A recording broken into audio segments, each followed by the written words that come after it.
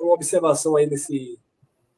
Quando Jesus disse que não ficará aqui pedra sobre pedra, né? Então, assim, essa ideia de queda do templo, a religião interpreta que é só o templo de Jerusalém, o templo físico, mas é de toda uma estrutura profética, né? O símbolo maior dos judeus ali era o templo. Então, o próprio Pedro disse que o julgamento iria começar pela casa de Deus. Então, você percebe que o não ficar pedra sobre pedra é que, de fato, não ia ficar nada para depois. Isso. Tudo ia acontecer ali, dentro daquela geração, como o próprio Jesus de Nazaré. Inclusive, Elcio, se Jesus não tivesse falado o que ele falou aí no versículo 2, nós hoje seríamos futuristas. Exatamente. Deu para vocês aí que estão ouvindo a gente aqui perceber o tamanho de Mateus capítulo 24, versículo 2? Só isso aqui dá para a gente ficar falando aqui uns 3 dias. Então, abençoado, nesse livro aqui, e aí eu vou fazer uma propaganda mesmo, porque é coisa boa, esse livro aqui fala sobre isso. O Sermão do Fim do Mundo, ele fala, eu abordo isso no livro. Os irmãos que têm o livro aí, tá, que esse livro foi o que eu escrevi, pode pegar o livro aí na página 26 e 27. Você vai ver, o templo era o centro da vida religiosa, jurídica, legislativa e social judaica. E os discípulos de Jesus tinham essa reverência pelo templo, porque eles eram judeus. Assim também era a nação religiosa de Israel. E sua destruição, Elson, era inimaginável para os judeus daquela época. No entanto, Jesus profetizou em Mateus capítulo 24, versículo 2, 1 e 2, que o templo seria destruído e que causou perplexidade entre seus seguidores. Eu imagino muita gente deixou Jesus depois disso, Elson. Porque é um discurso muito duro, cara. E nós encontramos acontecimento na história que atende essa profecia de Jesus. Foi quando, André? No ano 70. É por isso, aí se torna até achar, esse pessoal só fala no ano 70. Mas por quê? Porque essa profecia cumpre o requisito da vinda de Jesus. Ela cumpre isso aqui, ela cumpre as 70 semanas de Daniel. Então, quando a gente não sabe, se você fizer um estudo sobre o que foi o templo, e você olhar para esse versículo aí, Mateus capítulo 24, versículo 2, a tua vida vai mudar.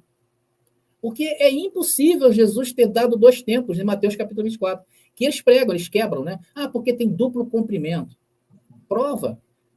Aí dá entendimento realmente que tem duplo comprimento, quando você não sabe o passado. Exatamente. Quando você não entende o pretérito, quando você não entende o preterismo. Quando você começa a entender o preterismo, fala, cara, isso aí é verdade. Igual tem um irmãozinho aí que está de vez em quando ele comenta, e fala, André, eu estou muito assustado. Falei, por quê? Isso que você está falando é verdade. Eu ia tocar nesse assunto agora, André. O que impede, principalmente a liderança religiosa, entender o preterismo completo é o medo. O medo de descobrir a verdade. Porque uma vez que você entende o preterismo completo, acabou na sua mente a ideia de sustentar um sistema, de levantar um sistema, né? Por quê? Porque uma vez que eu prego, ensino que tudo já se cumpriu e eu estou vivendo agora no plano perfeito do eterno, então acaba na mentalidade do religioso a ideia de fazer carreira, a ideia de construir templo, a ideia de levantar sacerdote, a ideia de pedir sacrifício, né? Então, eles têm medo desse assunto. Muitos deles não entendem, na verdade, claro, Deus não abriu a mente ainda para isso, mas muitos é porque eles não querem ter acesso a essas verdades, né?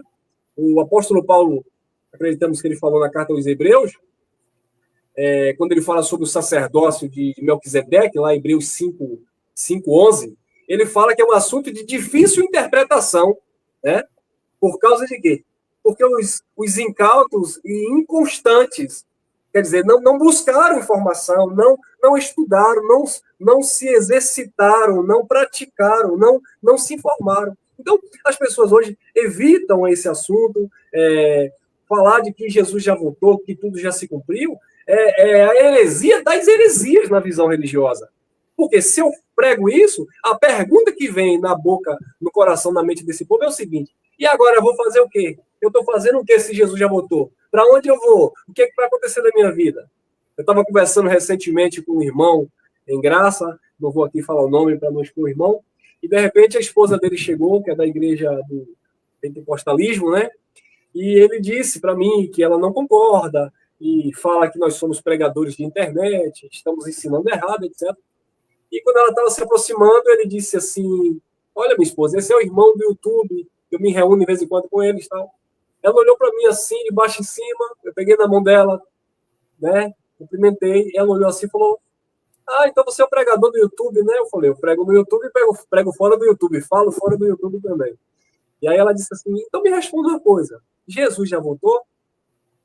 Eu falei: olha, se eu disser para a senhora que não, eu vou estar mentindo. Se eu disser para a senhora que Jesus não voltou, Jesus também vai estar mentindo. Porque a narrativa do próprio Jesus é de que ele iria se manifestar, voltar naquela geração. Agora, como a senhora entende a volta dele, como a tradição religiosa entende, então, para vocês, ele não voltou e ele está para voltar em um futuro incerto. E ela ficou assim. E aí ela, né, naturalmente, questionou algumas coisas. E eu estava até de moto, nem tive como descer, mas aí eu fui citando algumas questões. Falei: minha querida, Jesus disse que Caifás, o sacerdote da época, iria contemplar o Filho do Homem vindo sobre as nuvens. Jesus disse que muitos daquele contexto ali não iriam provar morte sem ver o Filho do Homem vindo sobre as nuvens. Né? Então, como que nós vamos dizer que Jesus não veio se o próprio Jesus disse que algumas pessoas dentro do seu contexto iriam contemplar o seu retorno? E aí ela não teve mais argumento. Mas é claro que eles não podem argumentar, eles não podem nos refutar dentro das Escrituras, então eles preferem partir para o campo da ofensa, né? Da ofensa, dizer que nós somos hereges. E, na verdade, a mensagem do preterismo completo é uma mensagem muito rica. É uma mensagem muito rica e, infelizmente, nem todos estão preparados para esse tipo de conversa. Graça pura. Congregando em 360 graus.